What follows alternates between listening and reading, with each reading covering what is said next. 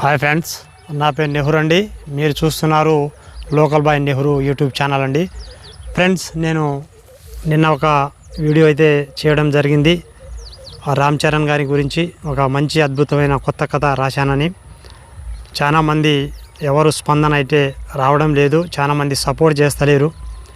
ఎందుకంటేనండి, నాలాంటి వారు ఎవరైనా సరేనండి, పలానా స్టోరీ ఉందనంగా లేదా ఏదైనా మంచి టాపిక్ విషయాలు చెప్పినా ఏదన్నా చేసినా ఎవరు ఎంకరేజ్ చేయరండి. కానీ ఇదే విషయాన్ని ఒక స్త్రీ, ఒక లేడీస్, ఒక అమ్మాయి చెప్పినట్లయితే ఆకాశానికి ఎత్తేస్తారండి. వాళ్ళ దగ్గర ఎటువంటి ఏది లేకున్నా కూడా ఏదో మామూలుగా చెప్పినా వాళ్ళని ఎందుకునో అంత ఎంకరేజ్ చేస్తారు. మనల్ని మనమే తొక్కుకుంటున్నామండి. అంటే ఎక్కువగా మన యూట్యూబ్లో పురుషులు ఎక్కువగా యూట్యూబ్ చూస్తారు కాబట్టి, సో స్త్రీలు కూడా చూస్తారు, కానీ ఇలాంటి విషయాల్ని పెద్దగా పట్టించుకోరు. కానీ మనకి ఎవరైతే మన ఈ వీడియోని చూస్తున్నారో పలానా వ్యక్తిని మనం సపోర్ట్ చేస్తే ముందు భవిష్యత్తులో మనకు కూడా ఏదన్నా ఆపద వస్తే మనకు ఆదుకునే ఒక వ్యక్తి అవుతాడేమో అనేసి ఎవరికీ ఆలోచన అనేది ఉండదండి. దయచేసి నేను చెప్తున్నాను, నిజంగా చెప్తున్నానండి. ఆ రామ్ చరణ్ గారికి 10 సంవత్సరాల నుంచి వెయిటింగ్ అండి. నేను కథ రాసుకొని ఎవరైనా సరే మంచి అవకాశం ఇస్తే నాలో కథ ఎలా ఉంటుందో బయట పెట్టడానికి రెడీగా ఉన్నాను. కానీ ఎవరు ముందుకు రావడం లేదు. సో దానికి సరే మనకు ఏం అంతా లేదండి. కాకపోతే సో మనకి ఇంకా రామ్ చరణ్ గారి కొత్త మూవీ రాబోతుంది, గేమ్ చేంజర్. ఈ గేమ్ చేంజర్ అనేది మనం సాంగ్స్ కూడా చూసామండి. అదేవిధంగా మనకు టీజర్ కూడా వచ్చింది, చూసాము మామూలుగానండి. అంతే, మెయిన్ టీజర్ అయితే రాలేదు. కొన్ని క్లిప్ చూస్తూ ఉంటేనండి మనకు గేమ్ చేంజర్ సినిమా అనేది హైలైట్ ఉండబోతుంది అనేసి అర్థమైపోతుందండి.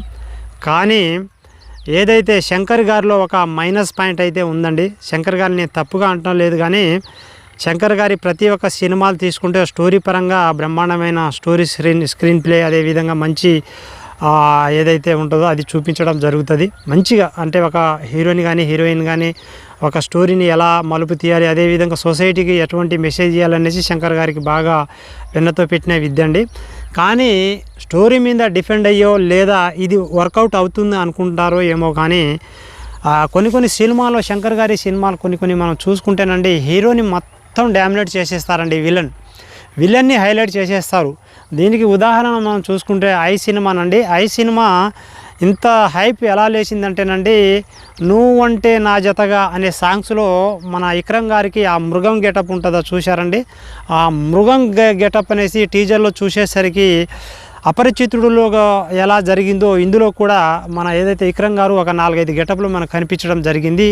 అందుకనే అపరిచితుడిని మించిన స్టోరీ ఉంటుందనేసి అనుకున్నాం. నేను కూడా అలాగనే అనుకున్నాను. చాలా శంకర్ గారి మళ్ళీ ఏదో ఒక మ్యాజిక్ చేస్తారనేసి అనుకున్నాను. కానీ తీరా సినిమా చూసిన తర్వాత ఏదైతే హీరో మొత్తం కొంగిపోయి విలన్లు అయితే ఒక 4-5 విలన్ని పెట్టేసి హీరోని డామినేట్ చేయడం అంటే బాగా కొట్టడం అన్నమాట.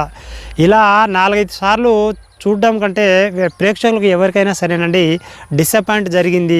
ఆ సినిమా ఫెయిల్యూర్ అయితే అయిపోయింది. సో కలెక్షన్ పరంగా రావచ్చు, కానీ మంచి స్టోరీ పరంగా, మంచి యాటిట్యూడ్ పరంగా అయితే రాలేదన్నమాట.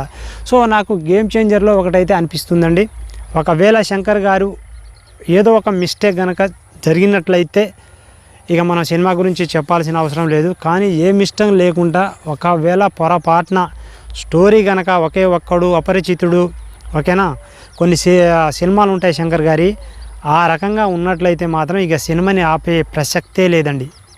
సినిమా రిలీజ్ అయిన తర్వాత ఆ వీడియో మళ్ళీ మీకు నేను చెప్తాను, ఆ తర్వాత మీరే చూసుకుంటారన్నమాట, ఓకేనా.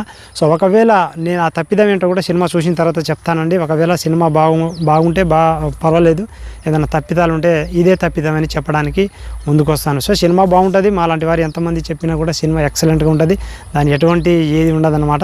కానీ కొంచెం తప్పిదాలు ఎంత చేసినా కొన్ని తప్పిదాలు అయితే జరుగుతూ ఉంటాయి. సో ఆ తప్పిదం జరగకుండా చూస్తే బాగుంటుందని నా ఫీలింగ్. సో మగధీర 2 అదేవిధంగా మంచి స్టోరీ గురించి వెయిటింగ్. సో మీరు సపోర్ట్ చేయండి. రామ్ చరణ్ గారికి ఒక మంచి అద్భుతమైన స్టోరీ అనేది రావడం జరుగుతుంది. Okay friends, bye.